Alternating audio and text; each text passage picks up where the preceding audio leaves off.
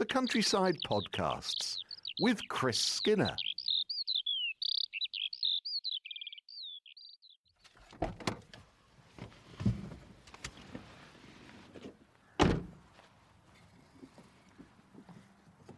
It's another podcast morning, a very fine one as well, here on High Ash Farm, just south of Norwich. And Chris Skinner is waiting patiently for me here as I walk up the hill. Beautiful morning, Chris, and you've had a bit of rain as well. Yes, 3 mil to start with, then 6, then 4, and then some more showers. So it's just beginning to build up, and there's that lovely smell first thing in the morning of damp soil, which I've missed for weeks and weeks and weeks. We've had less than 50% of the average summer rainfall here at High Ash Farm. We're still pretty much drought stricken actually, although we're on one of the pastures here this morning, quite close to the Roman capital of Eastern Britain, Venta Icenorum, just on the other side of the road over there. This is quite a large field. It's called Harry's Field. We think it comes from the Anglo-Saxon word of hara, which would be this hillside, favourite for hares. That's the old scientific or Saxon name for hares is hara, literally meaning to jump, hence the Harrier jump jet, if you remember years ago. So it's a special field, and this morning, believe it or not, we're just in September, we're starting a new season, autumn. So set my mind going, and what a way to celebrate it, because very few plants have autumn in their name, both their common name and their scientific name. And this is called autumn hawkbit. All around us, it's the kind of autumn equivalent of your dandelions in the spring, if you like. Oh, are we talking about these yellow flowers here? Yes, down here. Let's get down on hands and knees, as I usually do. People could mistake these for the flowers that come out earlier in the year. Yes, the dandelions. It's a kind of slightly miniature dandelion. There's another close relation to this plant called rough hawkbit, but you can distinguish between the two because autumn hawkbit, Leontodona autumnalis is the scientific name. Autumn hawkbit has these little leaves, and to be honest, they look exactly like dandelion leaves, but they're deeply serrated, almost up to the midriff, whereas the rough hawkbit, the leaves don't have these very deep indentations. So for certain, this is autumn hawkbit. Hawkbite is another one that you can actually call it if you wanted, because centuries ago, we think in the autumn on old pastures there'd be a lot of small rodents, and hawks would come down amongst these plants in flower at this time of the year, and it was thought the hawks weren't after the small rodents, they were actually after eating this plant. Because of the deep serrations on the leaves, it was thought it was caused by hawks biting the plant, and to improve eyesight, would you believe? So autumn hawkbit, the name kind of stuck. Any hawk worth his salt would really rather have a little field mice. Absolutely, they're sort of strictly carnivorous. They will eat beetles as well, but definitely not plants. So it's a bit of a misnomer. But later on, this plant was discovered to have lots of antioxidants in the leaves, and would you believe essential constituent vitamin C in there as well, quite high levels at this time of the year, which is a little bit unusual, and it's essential ingredients for good eyesight. So it was used medicinally for just treating eye problems as well, and comes out, it is beautiful though. It's, as I said, it's rather like a miniature dandelion flower, only about an inch across, about 25 millimetres across, lots of little ray florets. It's all out this morning on this pasture here, isn't it? Yes, and it closes up at night. You have these quite tight buds. There's some here which haven't quite opened this morning yet. Lots there, look, to actually open up. And by sort of mid to late morning, about 10:30, between 10:30 and 12, this is bright yellow, kind of almost dazzling yellow. This pasture's not sprayed, it's close grazed by the horses. You can see where all the grasses around these plants have been nibbled down. It's almost lawn height and partly caused by the drought. But it's a really lovely time of year. We're in September. I kind of call it a changeling month because plants, trees start to make rapid adjustments now.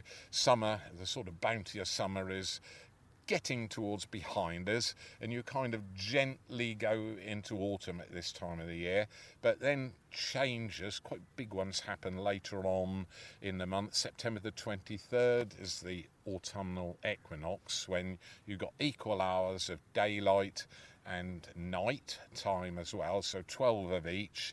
And then after that you start to notice the changes quite dramatically, particularly starting up in Scotland. You can have a vigorous northwesterly. Sometimes the winds will come down from the colder polar region, and you get a real taste of winter and snow on the top of the fells and the mountains up there.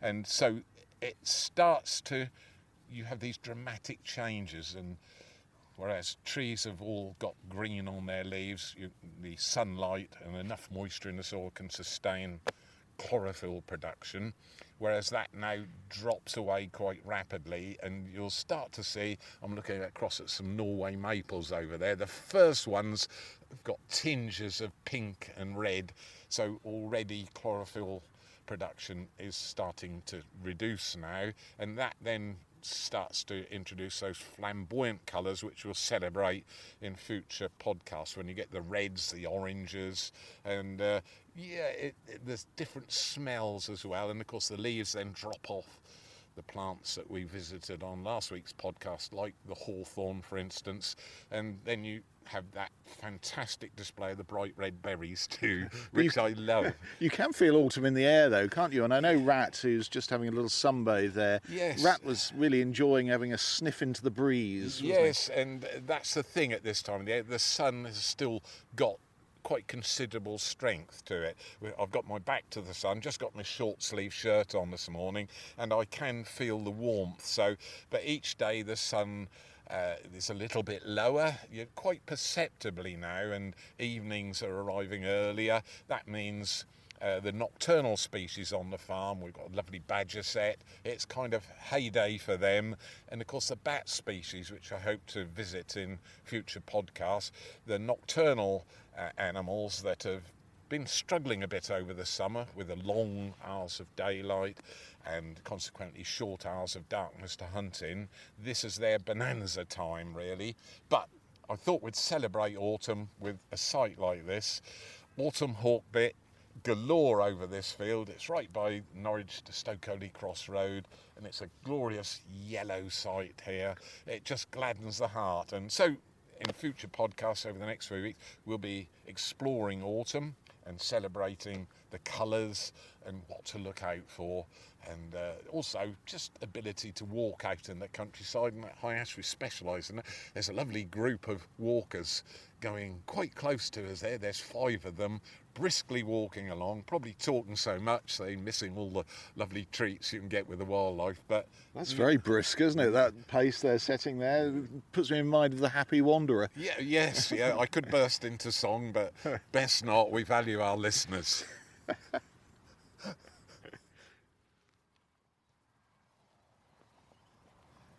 We've just been in the pickup for a few minutes and arrived at the Stoke Holy Cross end of High Ash Farm, and we've got quite a view over the Taz Valley here, haven't we? And all the chimney pots of Dunstan Hall there. That always puts me in mind of Daphne du Maurier's book Rebecca and Mandalay. Yes, wow, a lot of history, and it's not as old as it seems, and it went through a really difficult period in its life in the sort of late 1930s, early 1940s. So my father carted corn into the hallway and stored it in the ballroom at the entrance of Dunstan Hall, with horse and cart with the metal wheels on.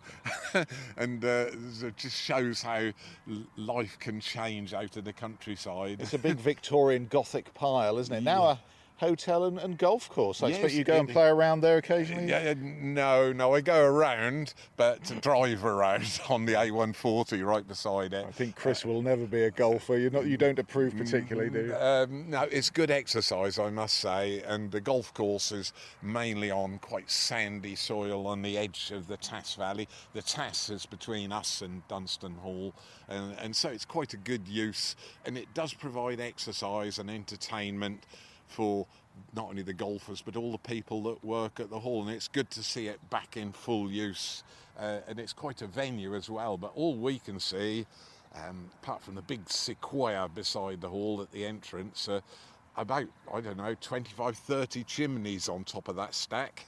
What a lot of maintenance pointing them all. Right, but originally they were one pot for each room there in Probably, the mansion there. yes, in its heyday. So quite a pad there, and anyway, we've got quite a pad in front of us. We're on the top of a hill on the edge of the Tass Valley. This is called the Chalk Pit Field, and just behind us is a very old quarry where chalk was dug to mix with the local fine sand to make mortar for all these old houses. We're right behind Stoke House, where my grandfather, Herbert John Skinner, who farmed at Marksall, behind us in the neighbouring village, and he retired here and spent his last days here. So a little bit of family history. Lovely red brick Norfolk farm architecture there, very stout and very and the lovely pan tiles on the roof. Yes, and a lovely view over the Tass Valley, and I'd have to sit there while my father and his father had a chat, and I'd just watch the barn owls hunting at this time of the year over the marshes and the dykes. The dykes are all dug by hand as well. Dykes are the small drainage channels on the marshes down in the valley there. So memories of my childhood right beside there. And here we are, 70 odd years later, looking at some of the plants which would have been called weeds. And this is Echium vulgar. Vulgar actually means common in Latin, so don't think of it as a vulgar plant. It's not. It's called Viper's bugloss. Bugloss is an old scientific name for ox tongue. So if we look at some of the leaves here, and there's some colour as well straight away. Oh, there is, and I'm just going to take one of the leaves off. There we are. You get hold of that. You'll see it's rough, it's hairy, and it's very bristly and quite coarse. And that's where the bugloss name comes from. And so you hold it up to the edge. Oh, it's prickly, isn't it? It is, and there's hairs all over the leaf. So it's done that to stop itself being eaten by cattle. It's mildly toxic to horses and to cattle as well. They won't eat it. But viper, this really unusual name. You can see the flowers there. They're coming out just before they actually emerge. You have a little pink stamen coming out at the top near them. Those are the ones that yet to open, and it's the most beautiful cobalt blue flower. It's a tiny little bit of red as well. That's underneath. it. That's where the bud is coming. So the little flowers have sort of, they're pink just before they open, and once they're open, it's quite a surprise. Here's one a little bit more advanced. You can see the pure pink look before the flower opens up. Once it's open, you have this beautiful cobalt blue colour, and it is stunning. It's one of our most beautiful wildflowers, particularly at this time of the year. Oh, the sun's just come out on it, and it's just glorious. So viper, just because the plants throw up these kind of curled flower stems that look rather like a viper that's about to pounce, if you like. There's also, when you look at the stems, not only are they prickly, but they're covered in kind of reddish spots that's meant to resemble a viper. Now, if you run your finger up and down that stem, you'll see that's hairy and bristly as well. So if I manage to find a seed that's about to open, If I go lower down the plant, this plant's been in flower for about a month. So if I go quite a way down, we'll see if we can find, we can see a seed pod there. I'll take that off like that, quite tough.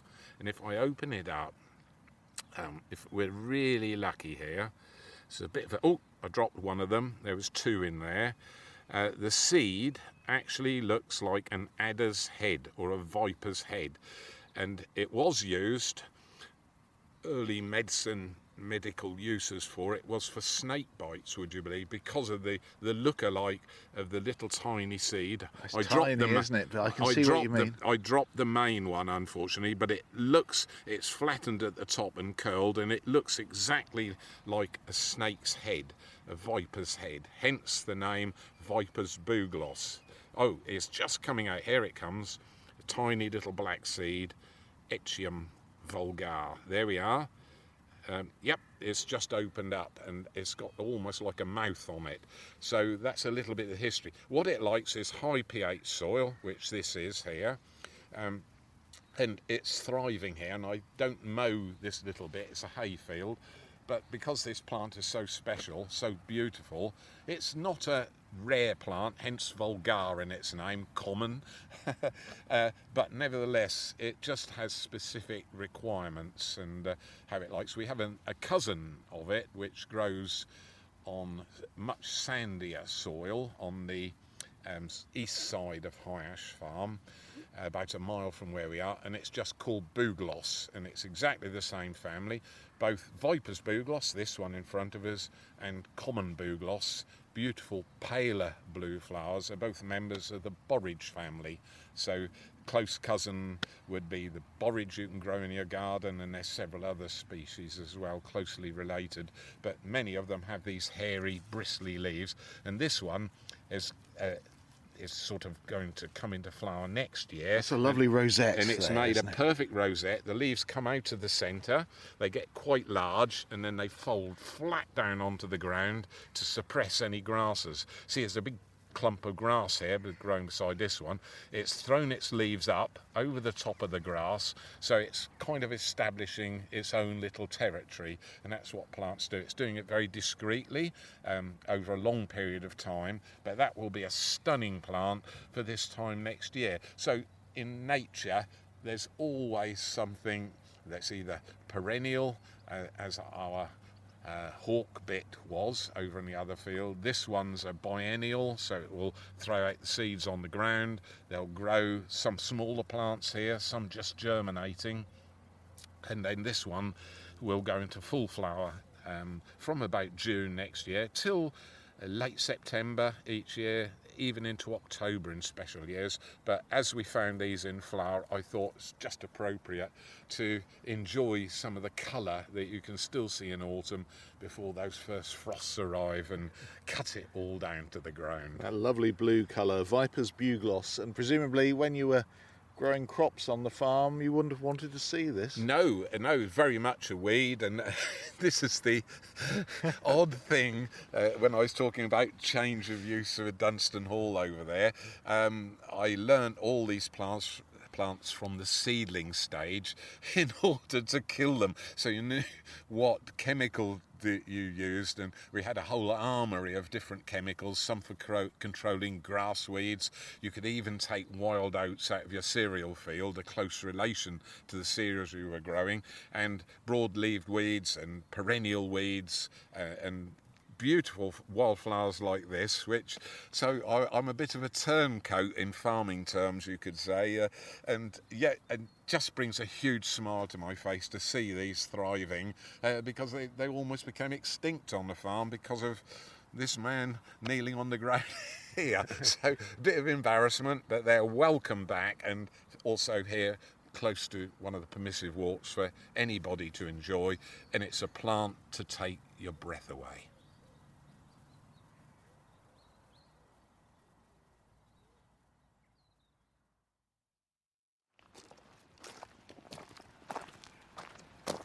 Through some of the woodland here on the farm and quite a wide avenue here, Chris is looking up to the sky.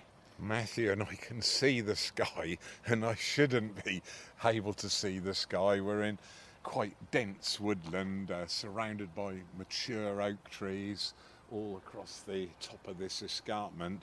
We've got sandy, gravelly soil underneath where we're standing. In the lower part of the woodland, fabulous bluebell display. We're in an area of woodland, about 12 acres. This particular one is called Cantley Hill Plantation. Why Cantley Hill, I do not know, but that's what it is on the OS map. Cantley is a village probably 10 miles away Yes, from here, it isn't is, yes. And Cantley Hill, no, whether it's something to do with the horses would canter down it, I really don't know the origin. Some of the field names you can work out, but these old oak trees, I think they're pretty deep rooted. They must be because of the lack of rainfall in this particular year. 1976, many of them lost their leaves early, but there were signs of buds on the trees. And this year, and when I travel about the county of Norfolk and even into Suffolk occasionally, I've noticed individual oak trees that have lost their leaves. And the fact the leaves died in June and July, and if we look up into the canopy of this magnificent oak tree, probably 18, 90 feet tall, 6-7 feet circumference around the trunk, so you certainly can't get your arms around it and give it a hug to give you an idea of the size. And it is pretty sound as well. There's no obvious fungi signs. There's a branch there that got snapped off in gales probably 20-25 years ago, and it's set out some new growth on the top of it and a little bit of rot lower down on the trunk, but nothing to cause the tree to absolutely give up the ghost overnight. It looks dead, I have to say, Chris. It looks really like a skeleton, doesn't it? Yes, it does. And the woodpeckers have already started to peck into some of the bark because there's obviously lots of insects, but I haven't yet decided. I've spoken to several foresters about this, and the first one to spring to mind is something called sudden oak death, where oak trees just give up the ghost, but normally it's associated with a fungus that's carried by rhododendron plants and one of the introduced species, but nothing like that in this area of woodland. So the cause is a mystery. Now, there's a possible cause, lack of water, but oaks are unusual. They have this very long, deep taproot. Well, it's a taproot because for obvious reason for the name, it goes right down into the soil. You have the radial roots coming out, quite shallow to give it stability. They're the ones we saw in 1976 when some of the oaks keeled over and brought up big plates of soil on their root balls. But also at that point, it would have to snap the taproot off, which is that long root that goes right down. Some people say you can judge the length of the taproot when you see the height of the tree. So this is going right down, perhaps 20, 25 metres into the soil. Now, only about a mile away, and I'm not saying this is the cause, we're abstracting water. And High Ash Farm, a bit of a smile here, is in something called a cone of depression. I know the feeling.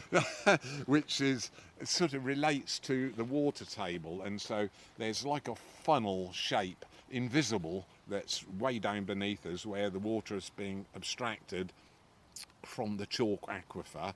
And whether that's having an effect on these giant trees, which need obviously a constant supply of water, bearing in mind we had quite a dry winter here last winter, and it only just replenished the top water, the water table up near the top, if you like.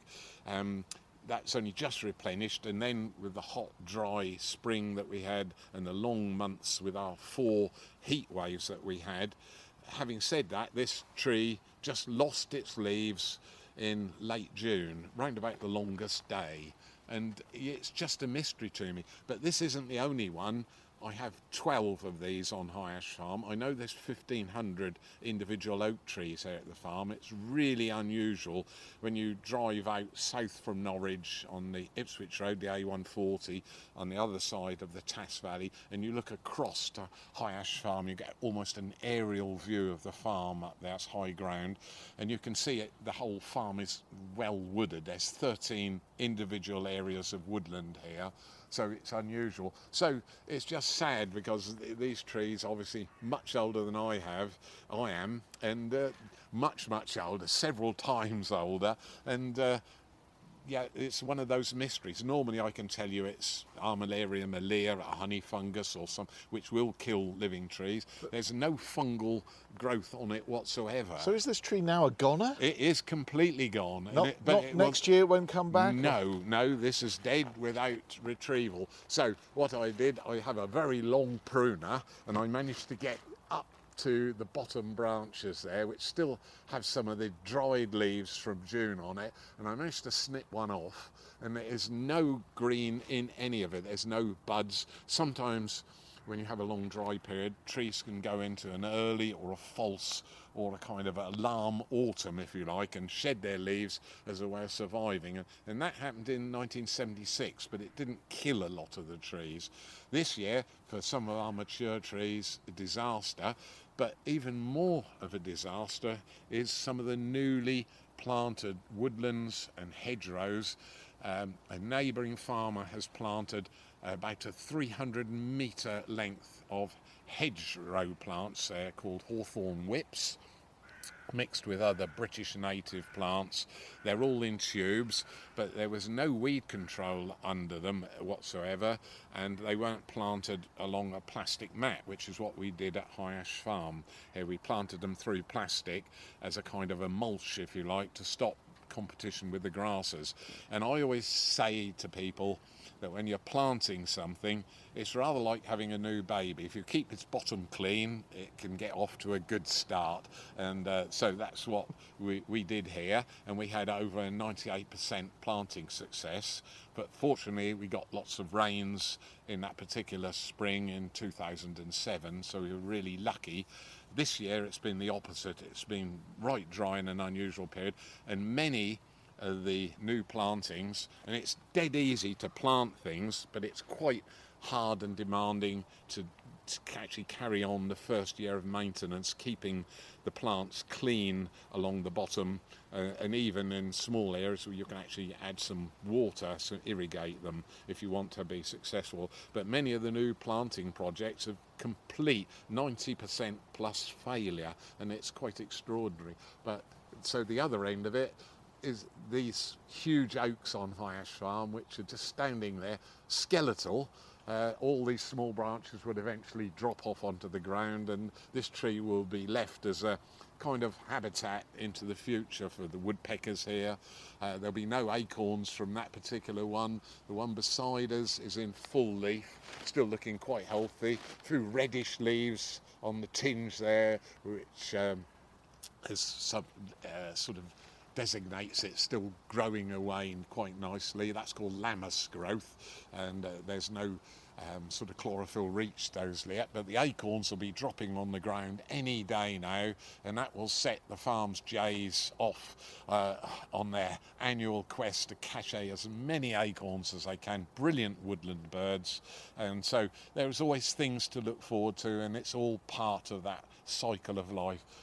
Sort of being born as an acorn, growing up into a lovely young oak tree, and then a mature oak like this, and then going back into the woodland floor and making the lovely peat topsoil. So this one will be left, but he's been cut off in his prime though, hasn't yes, he? Whereas yeah. a few years ago you had an oak that had been around in Tudor times came down, and you felt, well, that's very sad, but yes. that's had a full life. Yeah, it certainly did. That was over 600 years old. It was the oldest tree on High Ash Farm. Whereas that would probably be 100 years old? That's about 200, this one, bearing in mind the soil it's growing on. A lot of the oaks are stunted over there. You can see they're twisted and gnarled because of the soil type. The actual soil here, oaks grow on a whole variety of different soils. One of our top British native trees, after all, and they're quite tolerant, but they can be shaped by the environment that they grow in. But there we are. Sort of big salute, and just had nearly a complete life. It's got close to halfway through its normal life cycle, but why it's died, that's the mystery.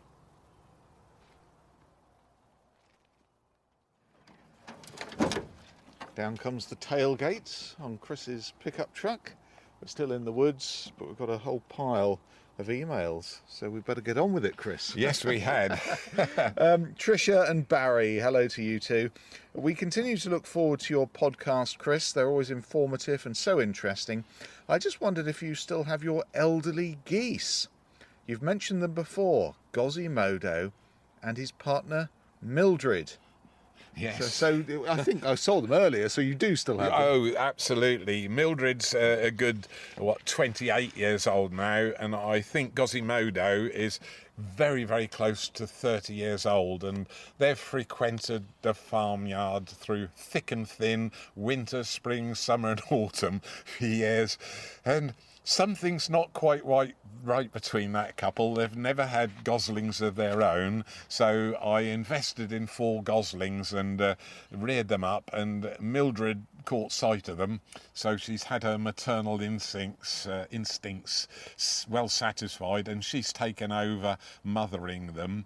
But I'm reminded of them every day, because in the farm loo, right in the centre of the farmyard, is a very large picture of Quasimodo and Mildred. So when you visit it's not the smallest room on the farm, but when you visit that, they're set on one of the meadows with a big wide open landscape behind them. It's a stunning photo of both of them, and it just makes you realise that sometimes birds do live extraordinarily long lives.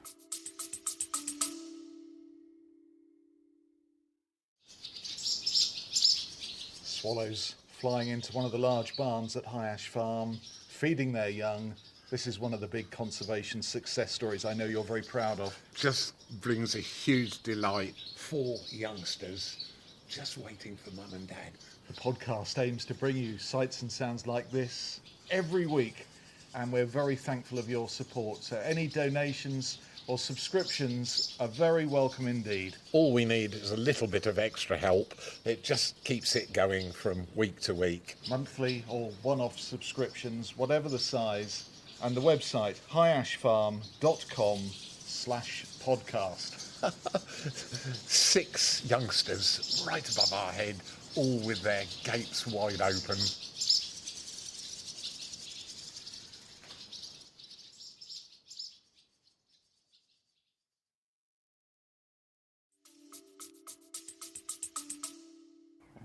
Here's one from Jill Holland, who lives like us on the east coast. Yes. But hundreds of miles away, in fact, near Moray Firth in Scotland. We're renovating our cottage, and while doors and windows were open, a pair of swallows adopted our loft for nesting. They've just had their second brood fledge, and here's a photograph. 5 babies sitting on the beam, waiting to be fed. Jill says, yesterday I could hear the parents calling the young to leave the nest, and now here they are, ready to face the big, scary world. Wow, that's absolutely incredible. And we received that on the 31st of August. For up north there, you're talking 600-700 miles further north than where we are. You're actually getting up near the top of Scotland, so well done. And it's unusual for the swallows to go for a second brood up there. I think the weather up there's also been quite dry, quite amicable to lots of flying insects.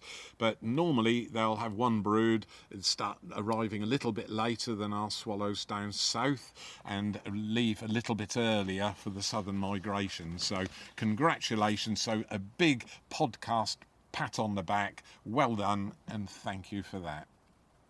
And here's James Porter, who says, regarding partridges and their scarcity, I'm wondering where the problem actually lies. I'm sure it would be right to assume that if they could survive and flourish anywhere, it would be on your farm at High Ash with all its wonderful cover and seeds and insects. Where we are, our small 20-acre nature reserve is surrounded with typical fen landscape. No trees, just a few tracks running through here and there. It's about a 400 block. We've been here for more than 40 years, and when we first came, they were coveys of English and French partridge everywhere. Nothing much has changed as far as the landscape is concerned, but they have all disappeared, the birds, and to date there is simply no partridge anywhere. No, amazing. So the email then goes on to point out that nothing much has changed, but what we have seen is a huge increase in buzzards. It's not rare to see it, the email says, for 5 or 6 circling on thermals at a time. A beautiful sight. And some time ago, though, there were a few partridges left. I did see a buzzard swoop down and take a French partridge from a covey. I think the increase in buzzard numbers is fairly general across the area. You're quite right there. And you so often see them about now. Once upon a time, you would only see them in the north of England upwards. My question is, do you think that actually they are largely responsible for the demise of the partridge, and is something that we just have to accept, or just do we say let nature do what it has to do? I really can't think of anything else that has upset the apple cart. Maybe you've got some good ideas. So I think increased predation and fewer gamekeepers out in the countryside may have a tiny impact on the numbers, but it's often nothing to do with predation. I think the main problem is change of habitat, intensification still happening of farmers just trying to scrape that living from every last square inch, and conservation is only just starting to feature out in the countryside. It's a really difficult area, but I don't think buzzards would single-handedly, although they will take game birds, they're more often very lazy hunters hunting on some small rabbits, maybe in their warren, sometimes on the ground looking for beetles and worms, all part of their diet. But at certain times of the year they might well take a partridge, but just remember, we're still shooting them, and English partridge are a red list species that I talked about on a previous podcast, but it's a really complex issue, and I don't think there's one single factor that's caused the demise mainly of the English partridge. There's a whole raft of reasons, and just trying to fathom it all out as to try and get a straight answer is really difficult. I suppose one of the big things is that certainly our native partridge isn't very well adapted to 21st century living. No, probably not. And the covey forms, they're just brilliant game birds, so I can understand the shooters wanting them to keep them on the target list, but it's time to sort of review sort of predator control perhaps. But why I'm against predator control is my county here in Norfolk last year came out top of persecution and prosecutions for wildlife, illegal wildlife control, where you take it too far past the normal list of culprits like foxes, stoats and weasels, and it then goes through to our wonderful birds of prey, which buzzards are, and so it's really complex. So there we are. Difficult to answer that one. Got some photographs now. Jan and Dave from Norwich. I have a puzzle for you, Chris.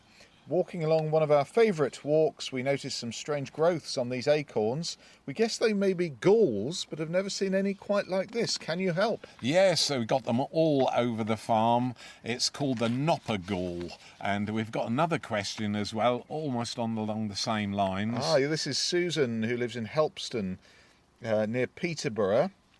I keep finding these very hard, knobbly, spiky things on the ground under my oak. And let's have a look at the photograph here. That's come along with the email. Oh, they're quite similar, aren't they? Yes. Yeah. So I have these all the time dropping into my garden. Yes, definitely knopper galls, and it's the sort of fruiting body almost. Well, it's caused by a species of wasp that lays its eggs in the buds of oaks. There's lots of different wasp species. Some lay their eggs on the flowers, and the scientific name is Andricus quercusalis, and it was first seen in 1956. Whether it was arrived under its own steam, but at that time we were doing lots of planting of native oak trees, and some of the oaks that were imported were called Turkey oaks, a different species. They are susceptible to noppergulls, the wasp in other words, so whether the wasp came in with the trees is difficult to say. However, they're not affected in the same way. It doesn't seem to affect the acorns in the same way that it affects our sessile oak and peduncular oak that we grow here in this country. So that's it. So actually it might affect acorn production, but most years a very large mature oak tree can produce 60,000 acorns in 1 year alone. So they're quite sort of fertile in their acorn production, I suppose it's good to call it. But if the acorns started to diminish in numbers because of the noppergulls, things like voles and the owls that eat them, and it also would affect the amount of regenerating oaks. But just remember, over a century or more, an oak tree can produce millions, absolutely millions of acorns over a long period of time, and it only needs one or two to replace itself. Just finally with the emails, here's Carol, who's been listening to our discussions about dossets and possets. So she's looked up the definition of a dosset, and a dosset box is a tablet organiser, broken down into small compartments to make it easier for people who have multiple tablets to make sure they take the right dose. And that's the modern name of it. I have a very old dictionary with dosset in it, which is a small dose. In fact, it's quite close to the tablet organiser, broken down into small compartments of the dosset. But the old word, it came from a Suffolk farmer, and we were talking about sloe gin, as you do. And he said, boy, you got to make sure you only drink that as a dosset, which is a tiny portion. So it's okay. And we got an email from Tamsin in Tasmania who called it a posset, which is a hot drink of milk and maybe some ale added to it. So they're slightly different words. So dosset is the right word to drink your sloe gin by. Tiny little thimbleful, Gudgin, no more. Well, you know me, liberal in all things. So well done, thank you for that, and thanks for all the messages. Sorry if we didn't get yours mentioned, but they're all read, certainly. Chris@highashfarm.com is the email address. And if you want to find out more about helping the podcast with any donations that you may be able to give, a one-off donation or maybe a small monthly contribution to keep the Countryside podcast going along the right lines, then you can find out more on our website, highashfarm.com/podcast. Sun's going in, Chris. I think we've got rain later. Yep, hopefully it's a pound a drop, so we want to get off the farm, back in the truck, so the rain can do its job in this dry, parched woodland.